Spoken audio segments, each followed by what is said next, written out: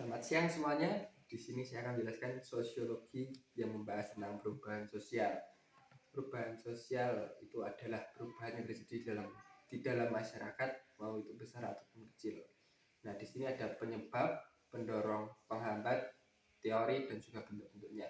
Yang pertama ada penyebab. Penyebab pertama ada lingkungan. Lingkungan itu bisa dalam bentuk bencana ataupun kerusakan. Nah, bencana ini seperti bencana alam, gempa bumi, tsunami atau gunung meletus. Nah, kerusakan bisa terjadi dalam kehidupan kita sehari-hari seperti gedung yang terbakar atau suatu kecelakaan itu. Lalu ada populasi. Nah, populasi ini bisa dalam bentuk tingkat kelahiran, tingkat kematian, dan migrasi. Semisal ada tingkat kelahiran itu lebih tinggi dari angka tingkat kematian, maka akan dilakukan migrasi untuk mengurangi kepadatan penduduk. Lalu ada teknologi. Nah, teknologi ini adalah inovasi baru dalam informasi dan komunikasi yang dimana semakin berkembang itu juga berdampak positif dan negatif. Dampak positifnya kita bisa melakukan komunikasi dari jarak jauh dan informasi lebih mudah untuk didapatkan. Dampak negatifnya kita bisa terjadi kejahatan cyber seperti cyberbullying atau phishing atau juga berita hoax. Lalu juga ada konflik. Nah, konflik ini juga bisa menjadi penyebab perubahan sosial yang terjadi dalam masyarakat. Lalu ada pendorong. Pendorong pertama ada interaksi budaya. Interaksi budaya adalah di mana ada pertukaran ide, nilai atau kepercayaan dalam masyarakat. Lalu ada heterogenitas. Heterogenitas adalah semacam suatu perbedaan berkumpul menjadi satu, seperti suku, ras, budaya, agama itu menjadi satu. Nah, itu mereka terbuka satu sama lain. Dan juga ada pendidikan. Nah, pendidikan ini juga penting untuk perubahan sosial, di mana jika tidak ada pendidikan maka kita akan stuck di situ atau sama saja. Lalu ada penghambat.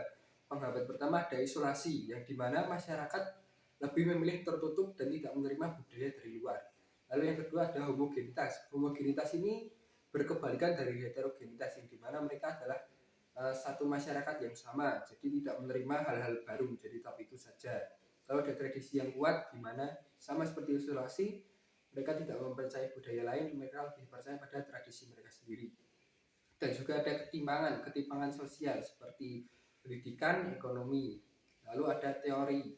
Teori pertama ada evolusionis, yang dimana itu akan terjadi suatu perubahan dalam masyarakat secara bertahap. Lalu ada fungsionalis. Fungsionalis adalah dimana kita memandang masyarakat seperti bagian-bagian yang terstruktur untuk menjaga kestabilan masyarakat itu sendiri. Lalu ada konflik. Konflik ini adalah untuk mengatasi ketidakadilan yang ada dalam masyarakat. Nah, yang terakhir ada bentuk. Bentuk dari perubahan sosial ini ada bentuk cepat atau revolusi. Contohnya seperti revolusi industri zaman dahulu itu berubah secara bertahap. Nah, itu contohnya. Lalu kalau secara lambat itu di mana masyarakat mengalami perubahan tanpa sadar atau mengarah secara umum. Lalu ada bentuk secara besar. Bentuk besarnya itu adalah seperti tadi, perubahan industri yang sangat besar. Bentuk kecilnya itu seperti gaya hidup masyarakat yang berubah sedikit demi sedikit, lalu cara mereka menafsirkan budaya, juga gaya atau fashion kehidupan mereka. Nah, seperti itu penjelasan dari saya. Sekian dari saya, terima kasih.